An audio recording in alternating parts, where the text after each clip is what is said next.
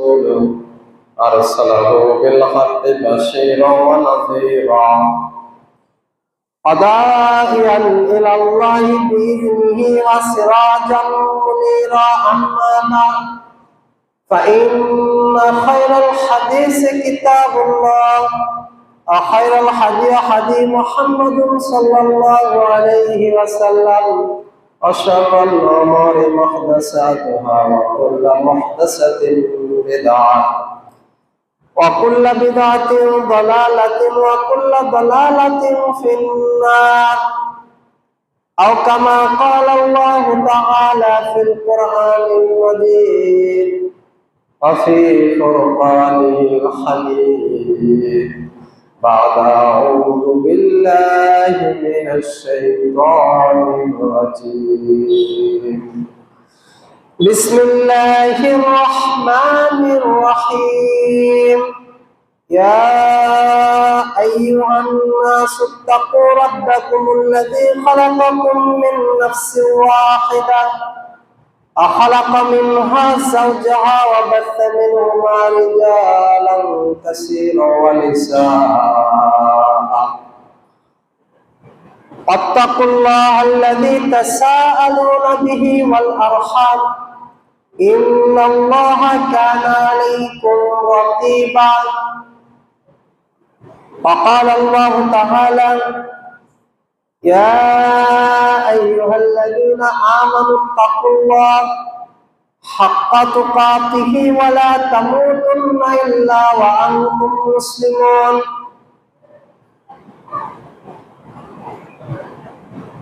عن أبي هريرة رضي الله تعالى عنه قال قال رسول الله صلى الله عليه وسلم غلف العلم ويكسر الجهل ولا حرج رواه البخاري ومسلم আলহামদুলিল্লাহ যাবতীয় প্রশংসা গুণগান সিদ্ধসানা সে মহা মহিয়ান গরিয়ান আল্লাহ সুবহানাহু ওয়া তাআলার দরবারে যে আল্লাহ সুবহানাহু ওয়া তাআলা সুস্থ শরীরে জুমা মসজিদে এসে 2 রাকাত সালাত আদায় করার তৌফিক দান করলেন সে রব্বুল আলামিনের দরবারে শুকরিয়া জ্ঞাপন করে বলে আলহামদুলিল্লাহ। সালাত এবং তাসলিম শান্তি বর্ষিত হোক নবী মুহাম্মদ রাসূলুল্লাহ সাল্লাল্লাহু আলাইহি ওয়াসাল্লামের প্রতি, যার দেখানো পথ এবং পদ্ধতির মধ্যে মানব জাতির জন্য ইহকালীন সফলতা এবং পরকালীন মুক্তি। সে নবীর উপরে দরুদ সালাম শান্তির বারিধারা বর্ষিত হোক। আল্লাহুম্মা সাল্লি আলাইহি আল্লাহুম্মা বারিক আলাইহি। সম্মানিত দিনী মুসলিম ভাই, জবানিকার আড়ালে মা এবং বন্ধুগণ, আজকের জুমার সংক্ষিপ্ত আলোচনার বিষয়বস্তু ইসলামের বিধিবিধান মানা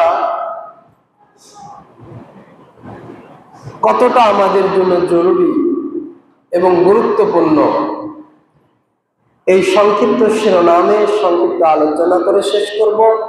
আমা তৌফিকি ইল্লা বিল্লাহ আলাইহি তাওয়াক্কালতু ওয়া ইলাইহি উনীব। আল্লাহুম্মা আমিন।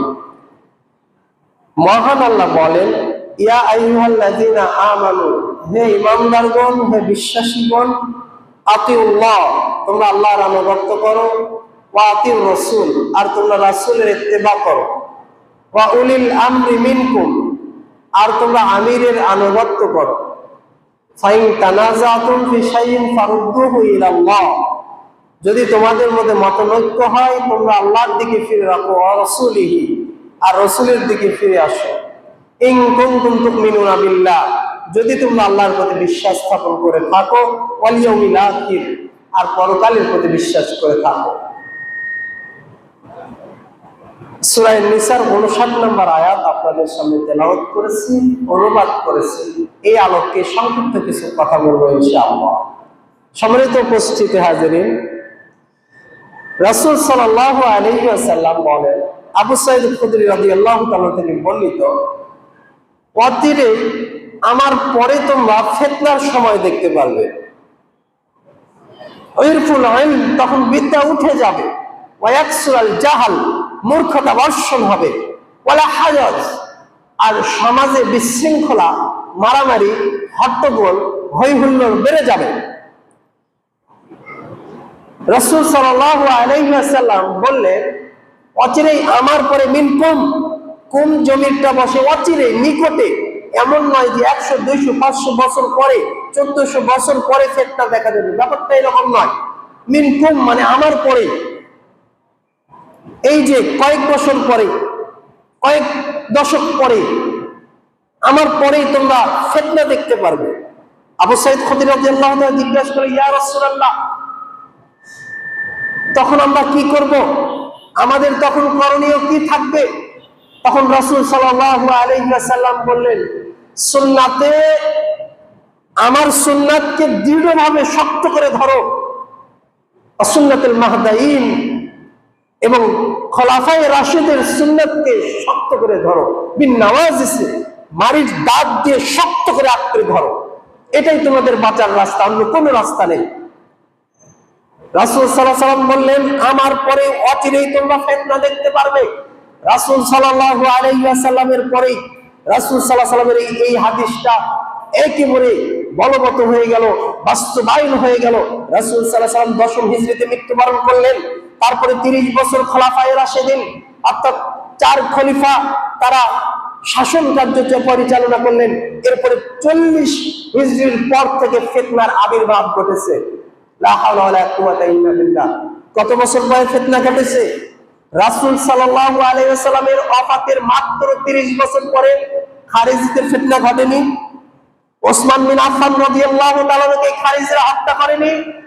আলী রাদিয়াল্লাহু তাআলা কে এই খারিজরা হত্যা করেনি?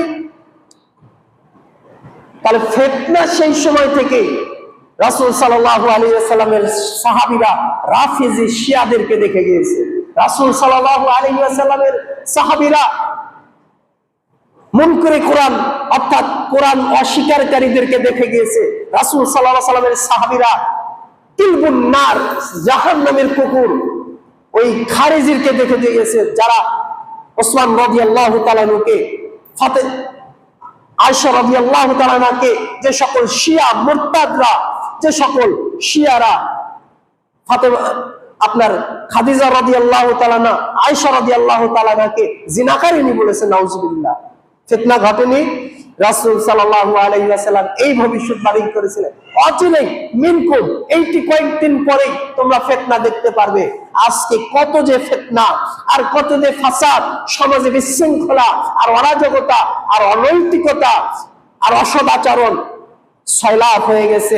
এই সকল মূল হচ্ছে যে রাসূল সাল্লাল্লাহু আলাইহি ওয়াসাল্লাম বললেন, শোনো সাহাবীর সঙ্গে সাথীগণ, তোমরা যদি আমার সুন্নাতকে মারির দাঁত দিয়ে আঁকড়ে ধরে থাকতে পারো, তাহলে তোমরা কখনোই পদস্খলন ঘটবে না। আমরা পারবো না ইনশাআল্লাহ রাসূলের সুন্নাতকে ধরে রাখতে? রাসূলের সুন্নাত যথাযথভাবে ফলো করতে হবে। রাসূলের সুন্নাত যদি আপনি ফলো না করেন জীবনে বাস্তবায়ন, তাহলে আল্লাহ সুবহানাহু ওয়া তাআলা বলেছেন, শোনো পৃথিবীর মানুষ, তোমরা শোনো, লাকাদ কানা লাকুম ফি রাসূলিল্লাহি উসওয়াতুন হাসানাহ, আমার নবীর মধ্যে রয়েছে উত্তম সুন্নাত, উত্তম আদর্শ। রাসূলের থেকে উত্তম আদর্শ পৃথিবীর কোন সমাজ বিজ্ঞানী, পৃথিবীর কোন রাষ্ট্রবিজ্ঞানী, পৃথিবীর কোন চিন্তাবিদ, পৃথিবীর কোন দার্শনিকের মধ্যে নেই। যেই গুণ, যেই সুন্নাহ, যেই আদর্শ মুহাম্মদ সাল্লাল্লাহু আলাইহি ওয়াসাল্লামের মধ্যে রয়েছে। পৃথিবীর মানুষ, আদমের ছেলে মেয়েরা, তোমরা যখন রাসূলের সুন্নাহ থেকে পদস্খলন ঘটবে, তখন বিপর্যয় ঘটবে, তোমরা অপমানিত হবে, অপদস্থ হবে সমাজের কাছে, দেশের কাছে, জাতির কাছে। আজকে যারা রাসূলের সুন্নাহ আদর্শ জীবনে বাস্তবায়ন করতেছে না, কেউ কার্ল মার্কসের থিওরি ফলো করতেছে, কেউ লেনিনের থিওরি ফলো করতেছে, কেউ আব্রাহামের লিঙ্কনের থিওরি ফলো করতেছে, কেউ বিভিন্ন তন্ত্র মন্ত্রের উপরে ফলো করতেছে। শুনে রাখুন, যতদিন পর্যন্ত এই উম্মাত ওই সাহাবীদের আদর্শের কাছে ফিরে না যাবে, ততদিন পর্যন্ত তাদের মুক্তি ঘটবে না। প্রিয় দিনী মুসলিম ভাইরা, বলতেছিলাম রাসূল সাল্লাল্লাহু আলাইহি ওয়াসাল্লাম উহুদের যুদ্ধের দিনে রাসূল সাল্লাল্লাহু আলাইহি ওয়াসাল্লাম একদল সাহাবীকে বললেন, শোনো, আমরা এখানে উহুদের প্রান্তরে জিহাদ করতেছি, তোমরা কয়েকজন সাহাবী যে ওই পাহাড়ের পাদদেশে, পাহাড়ের মাথার উপরে চড়ে বসে থাকবে, যতক্ষণ পর্যন্ত যুদ্ধ সমাপ্ত না হবে এবং আমার পক্ষ থেকে ঘোষণা না আসবে, ততক্ষণ পর্যন্ত তোমরা ওই পাহাড়ের মাথা থেকে নামবে না। এটা ছিল রাসূল সাল্লাল্লাহু আলাইহি ওয়াসাল্লামের নির্দেশ। সাহাবীগণ কি করলেন? যখন যুদ্ধ প্রায় শেষের দিকে, তখন গনিমতের মাল বন্টন হওয়া শুরু হলো যুদ্ধের শেষের দিকে।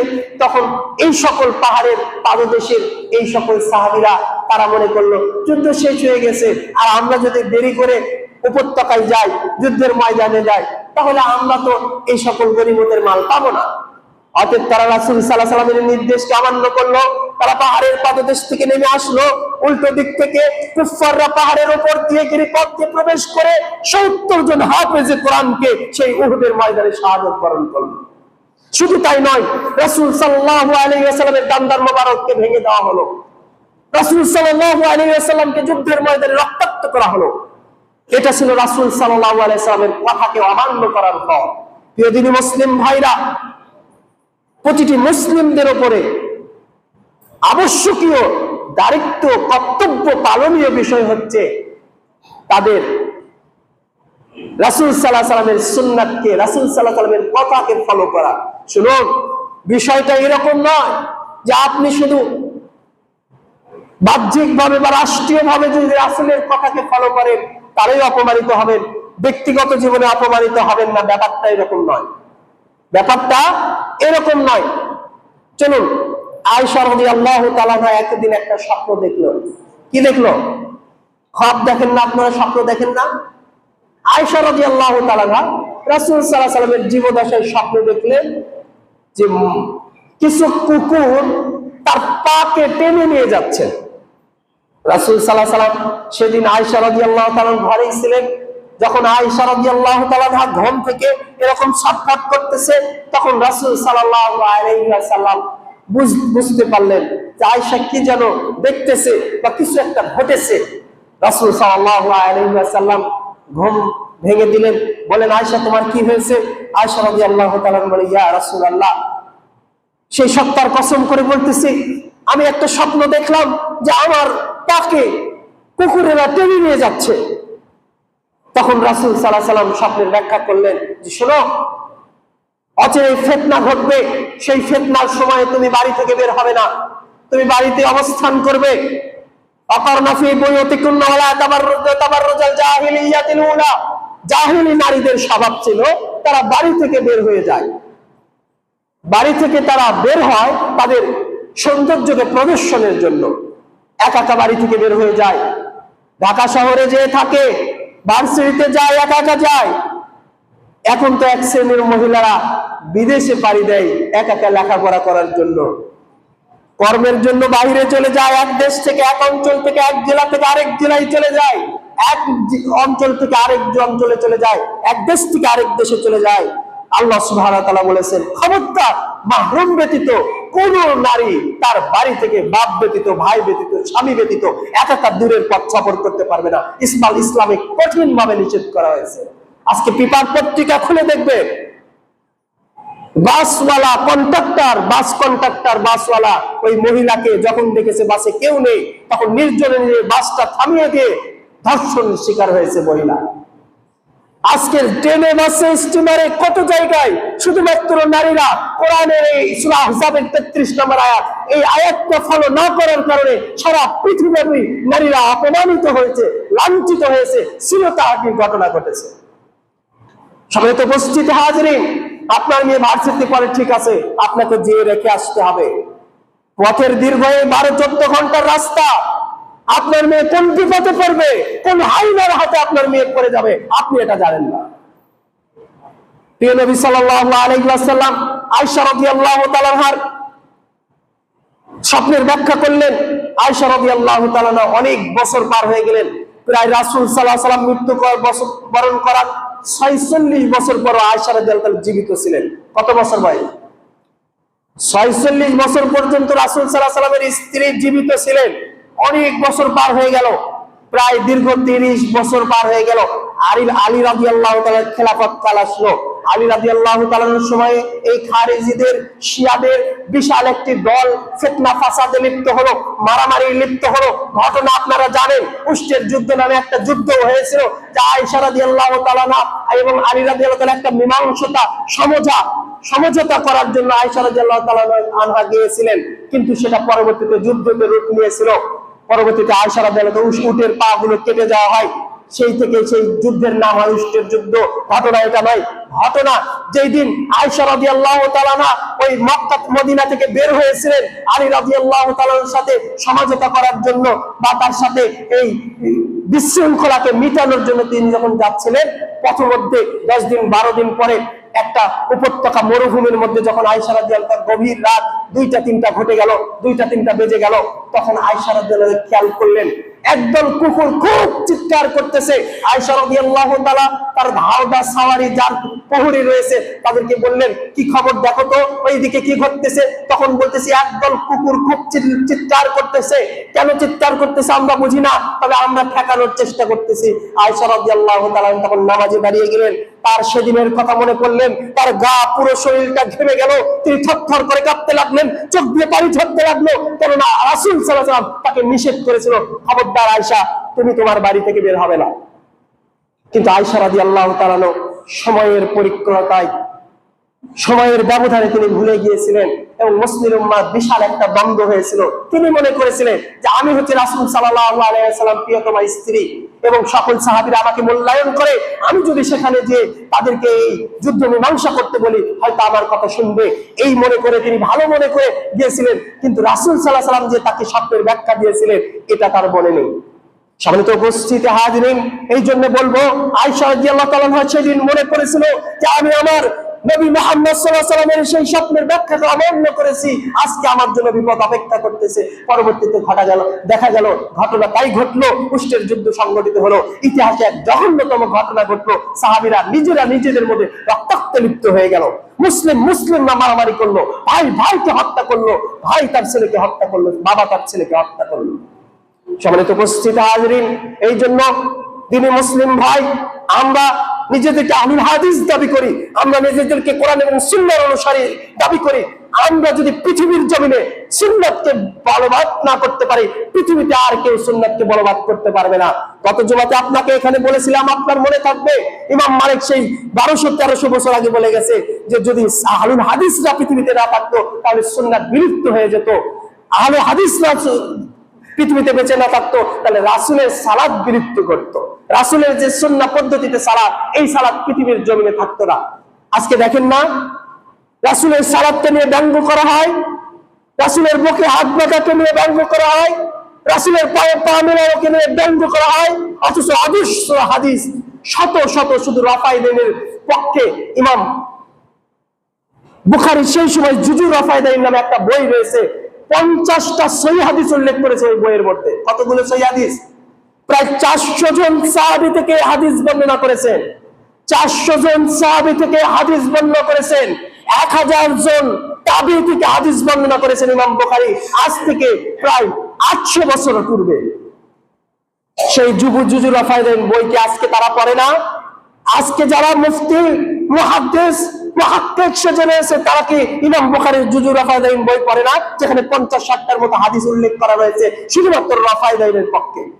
আশারে মুবাশশিরে 10 জন সাহাবী যাদেরকে আল্লাহ সুবহানাহু ওয়া তাআলা আসমানের নিচে জমিনের উপরে জান্নাতের সুসংবাদ দিয়েছিলেন, সেই 10 জন সাহাবী থেকে এই রাফায়েদাইনের হাদিস উল্লেখ করা রয়েছে।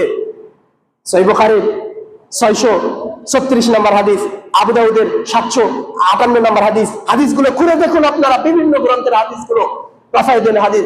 আজকে সেই রাফায়েদাইন হাদিসকে নিয়ে এক শ্রেণীর তথাকথিত মুফতিরা দেখবেন স্টেজে লক্ষ লক্ষ মানুষের সামনে, হাজার হাজার মানুষের সামনে ব্যঙ্গ করতেছে রাফায়েদাইনকে নিয়ে। মানে তারা নাকি ঘোড়ার লেজের মতো হাত তোলে, আবার বুকে হাত বান্ধা নিয়ে তারা ব্যঙ্গ করে, পায়ে পা মিলাকন নিয়ে তারা ব্যঙ্গ করে।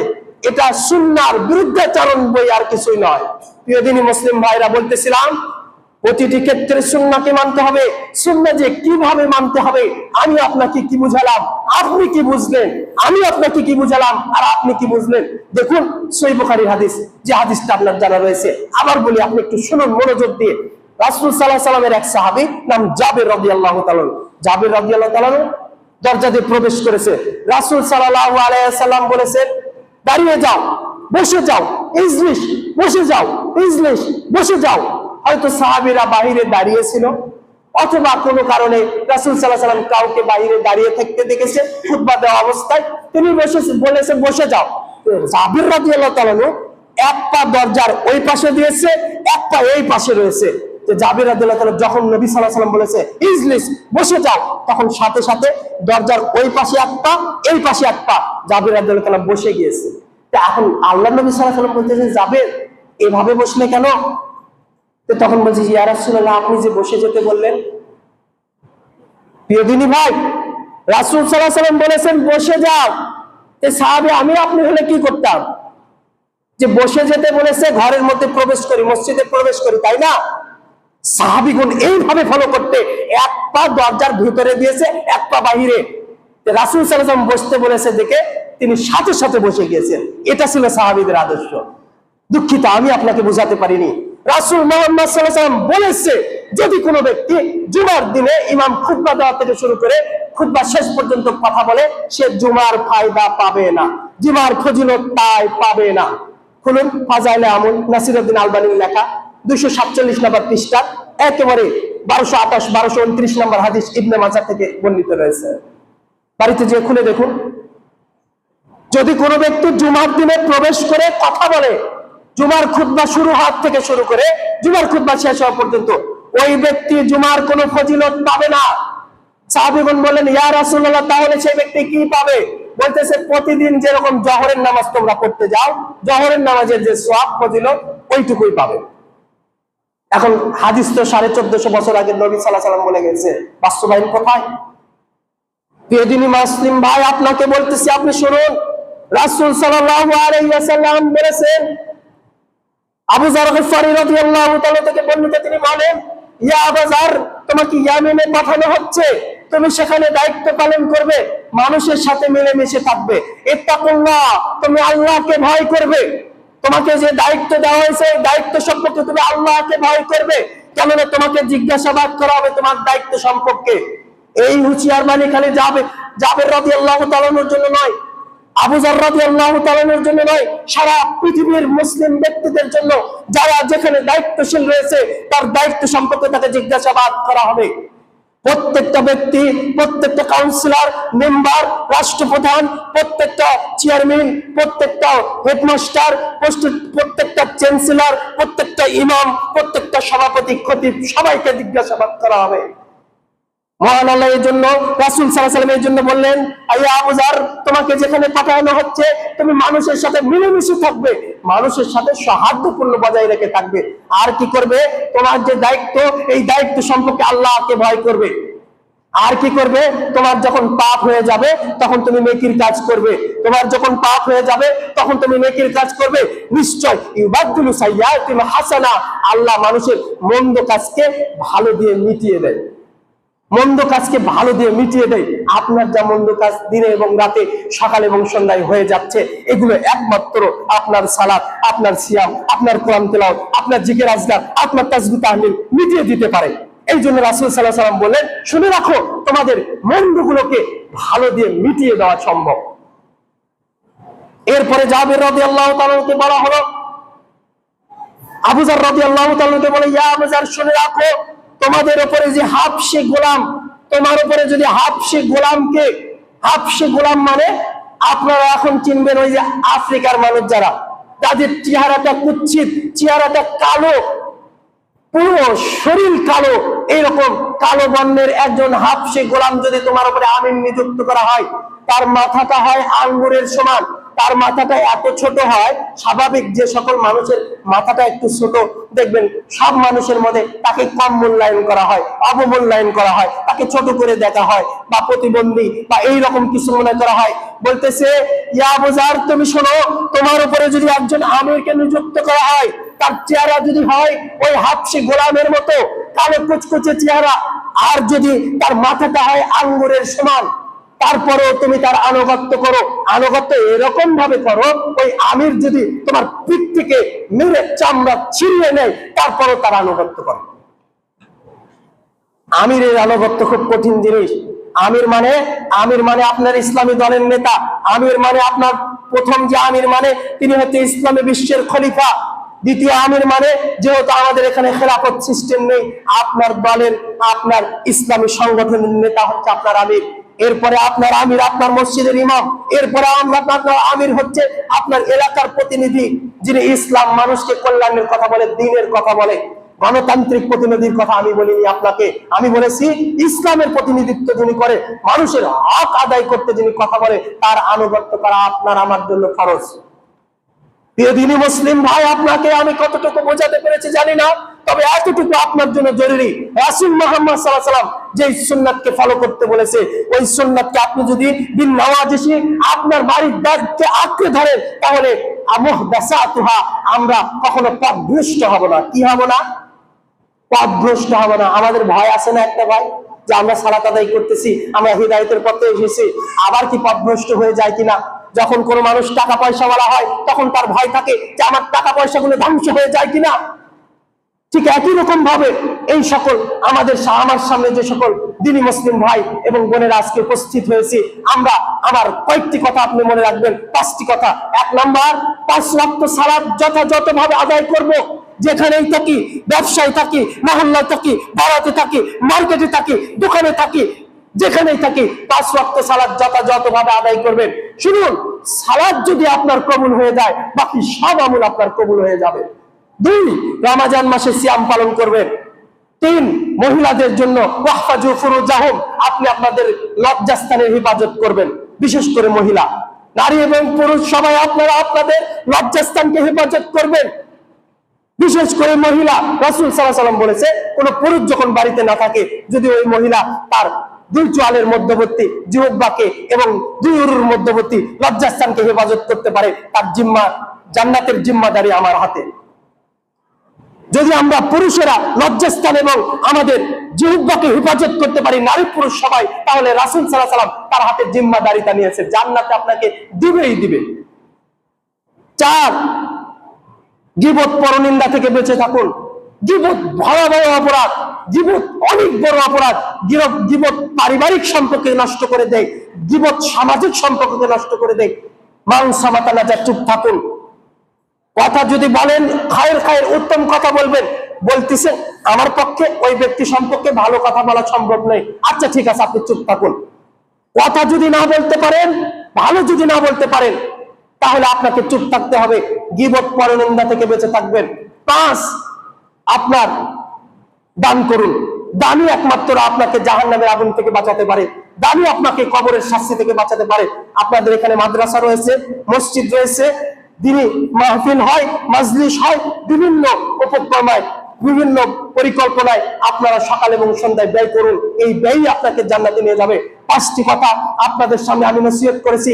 1 নাম্বার, এই সব কথা ভুলে গেলে এই 5টি কথা ভোলা যাবে না। 1 নম্বরে কি বলেছি? 5 ওয়াক্ত সালাত আদায় করতে হবে। যুবক ভাইরা, দিনে এবং রাতে, সকাল এবং সন্ধ্যায় 5 ওয়াক্ত সালাত আদায় করতে হবে। 2, রমজান মাসে সিয়াম থাকতে হবে। 3, আপনাকে আপনার লজ্জাস্থানের হেফাজত করতে হবে। 4, গীবত পরনিন্দা করা যাবে না। গীবত পরনিন্দা করলে সামাজিক শান্তি সমৃদ্ধি নষ্ট হয়। 5, আপনাকে দান সাদকা করতে হবে। এই 5টি কথা যদি আপনি মেনে চলতে পারেন, ইনশাআল্লাহ আশা করা যায় সামাজিক, পারিবারিক, ব্যক্তিগত জীবনে শান্তি সমৃদ্ধি আসবে, আল্লাহ ভালোবাসবে, কবরের শাস্তি মাফ হবে। প্রতিপালক আপনি বড় দয়াবান, আপনি বড় রহমান। ভাঙাচুরা ভাবে আমি এখানে প্রায় 5 বছর দায়িত্ব পালন করতেছি। 2021 থেকে এই পর্যন্ত যতটুকু বলেছি, আপনাকে জিম্মা রেখে, সাক্ষী রেখে বলেছি। ভুল ত্রুটি আপনি ক্ষমা করুন। রব্বুল আলামিন, আমি আপনার সামনে দাঁড়ানোকে ভয় পাই। কাল কিয়ামতের ময়দানে আমি যদি এখানে দায়িত্ব পালন করতে যে কোনো ভুল করে থাকি, আপনি ক্ষমা করে দিন। রব্বুল আলামিন, যতটুকু বলেছি আপনাকে খুশি করার জন্য বলেছি, যতটুকু বলেছি আপনার আনুগত্যের জন্য বলেছি। রব্বুল আলামিন, আপনি বড় ক্ষমাশীল, আপনি বড় দয়াবান, আপনি আমাকে ক্ষমা করে দিন, আপনি আমাকে মাফ করে দিন। আমার সামনে উপস্থিত যে সকল ভাই বোনেরা রয়েছে, তাদেরকে মাফ করে দিন। তাদের পিতামাতা যারা কবরে রয়েছে, তাদেরকে ক্ষমা করে দিন। তাদের কবরকে প্রশস্ত করে দিন, তাদের কবরকে আলোকিত করে দিন।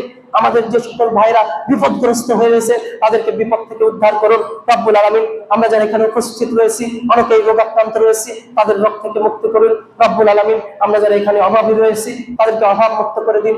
وآخر دعوانا الحمد لله رب العالمين سبحانك اللهم وبحمدك أشهد أن لا إله إلا أنت أستغفرك وأتوب إليك.